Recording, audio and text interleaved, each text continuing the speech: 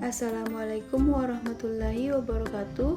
Perkenalkan, nama saya Majida Nurul Fitri Primawanti dengan NIM 2104 0751 2032 dari kelas BC 212, nomor absen 28.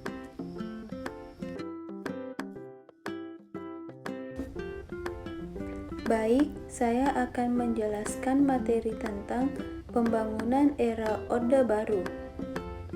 Berikut penjelasannya. Yang pertama, aspek dan gerak dinamika pembangunan nasional. Terdapat 5 aspek komponen yang merupakan tujuan akhir pembangunan nasional bangsa Indonesia, yaitu yang pertama, kemakmuran di bidang material, terwujud tersedianya sandang, pangan, dan papan.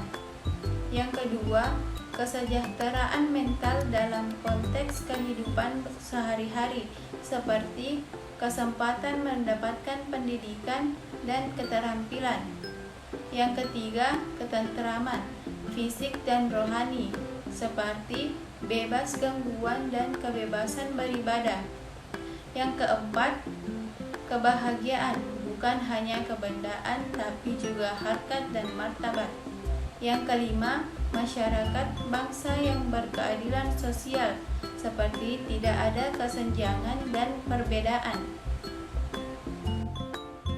Yang kedua, pola dasar dan prinsip penyelenggaraan dinamika pembangunan nasional. Yang pertama, menetapkan asas-asas pembangunan yang memberikan corak dan warna dalam penentuan kebijakan, yaitu yang pertama, asas keimanan dan ketakwaan terhadap Tuhan Yang Maha Esa. Yang kedua, asas manfaat. Yang ketiga, asas demokrasi Pancasila. Yang keempat, asas adil dan merata. Yang kelima, asas keseimbangan, keserasian, dan keselarasan peri kehidupan. Yang keenam, asas hukum. Yang ketujuh, asas kemandirian. Yang kedelapan, asas kejuangan. Dan yang sembilan, asas ilmu pengetahuan dan teknologi. B.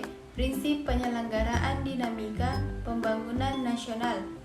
Yang pertama, kesemestaan. Yang kedua, partisipasi rakyat.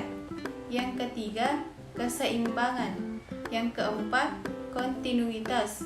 Yang kelima, kemandirian. Yang keenam, skala prioritas. Yang ketujuh, pemerataan disertai perubahan.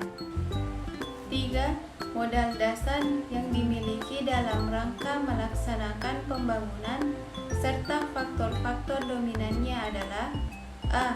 Modal dasar termuat dalam GBHN atau garis-garis besar haluan negara. Yang pertama, kemerdekaan dan kedaulatan bangsa dan negara sebagai hasil perjuangan seluruh bangsa Indonesia. Yang kedua, jiwa dan semangat persatuan dan kesatuan bangsa Indonesia. Yang ketiga, wilayah Nusantara yang luas dan berkedudukan di Khatulistiwa pada posisi silang antara dua benua dan dua samudra dengan kondisi alamiahnya yang memiliki berbagai keunggulan komparatif. Yang keempat, kekayaan alam yang beraneka ragam dan terdapat di darat, laut, udara, dan dirgantara yang didayagunakan secara bertanggung jawab demi kemakmuran rakyat. Yang kelima, penduduk yang besar jumlahnya, berbagai sumber daya manusia yang potensial dan produktif bagi pembangunan nasional. 6.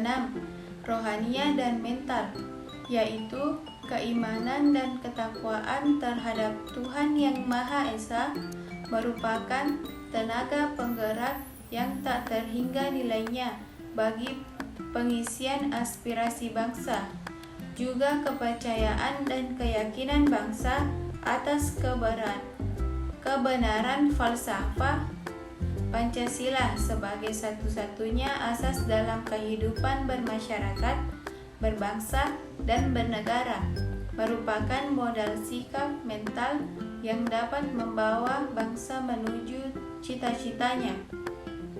7. Budaya bangsa Indonesia yang dinamis, yang berkembang sepanjang sejarah bangsa yang bercirikan kebinekaan dan keanekaan bangsa. 8. Potensi dan kekuatan efektif bangsa, yakni segala sesuatu yang bersifat potensial dan produktif yang telah menjadi milik bangsa dan yang tumbuh dari rakyat, termasuk kekuatan sosial politik, antara lain partai politik dan golongan karya.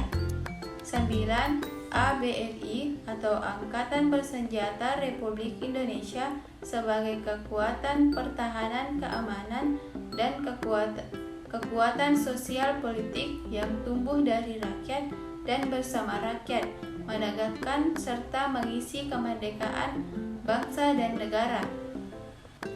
B. Faktor dominan dalam GBHN atau garis-garis besar haluan negara. Yang pertama, kependudukan dan sosial budaya, termasuk pergeseran nilai dan perkembangan aspirasi rakyat yang dinamis. Yang kedua, wilayah yang bercirikan kepulauan dan kelautan dan dengan lingkungan dan alam tropiknya. Yang ketiga, kualitas manusia dan masyarakat Indonesia dan penguasaannya terhadap iptek atau ilmu pengetahuan teknologi. Yang keempat, disiplin nasional yang merupakan perwujudan kepatuhan dan ketaatan pada hukum dan norma-norma yang berlaku dalam masyarakat. Yang kelima, manajemen nasional sebagai mekanisme penyelenggaraan negara dan pemerintahan. Yang keenam, perkembangan regional dan global serta tatanan internasional yang selalu berubah secara dinamis. Yang ketujuh, kemungkinan pengembangan. Unsur lain yang merupakan hal terpenting dalam pola dasar pembangunan nasional dan sekaligus menjadi modal dasar adalah wawasan Nusantara sebagai wawasan kesatuan, bagian kehidupan bangsa Indonesia, dan ketahanan nasional sebagai unsur penting dalam memelihara kelangsungan kehidupan bangsa dan negara Indonesia.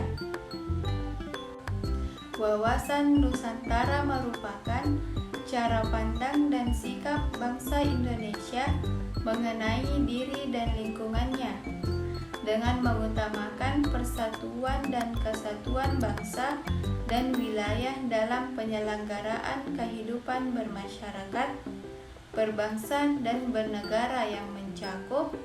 Yang pertama, perwujudan kepulauan Nusantara sebagai satu kesatuan ekonomi. Yang kedua, perwujudan kepulauan Nusantara sebagai satu kesatuan politik. Yang ketiga, perwujudan kepulauan Nusantara sebagai satu kesatuan sosial budaya. Yang keempat, perwujudan kepulauan Nusantara sebagai satu kesatuan pertahanan dan keamanan.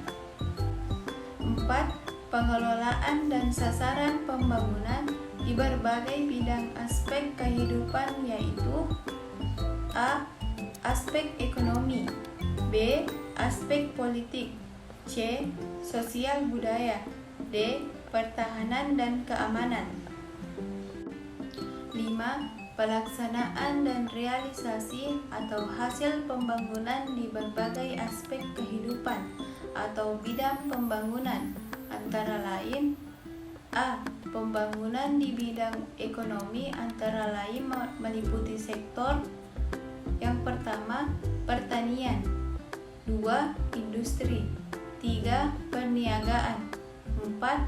Ketenagakerjaan, 5. Sumber daya alam. B. pembangunan di bidang pelayanan umum meliputi yang pertama, bidang transportasi. 2. Sektor pos dan telekomunikasi. Yang ketiga, pembangunan tenaga listrik.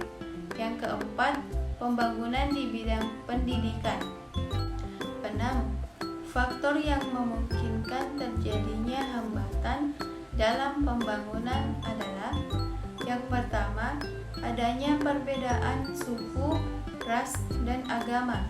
Kemudian dapat dimanfaatkan oleh kelompok tertentu untuk menimbulkan gejolak sara.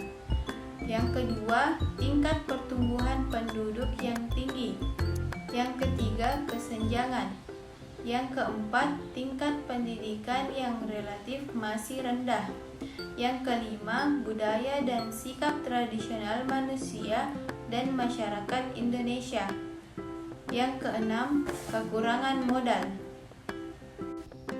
Sekian materi yang saya jelaskan. Wassalamualaikum warahmatullahi wabarakatuh.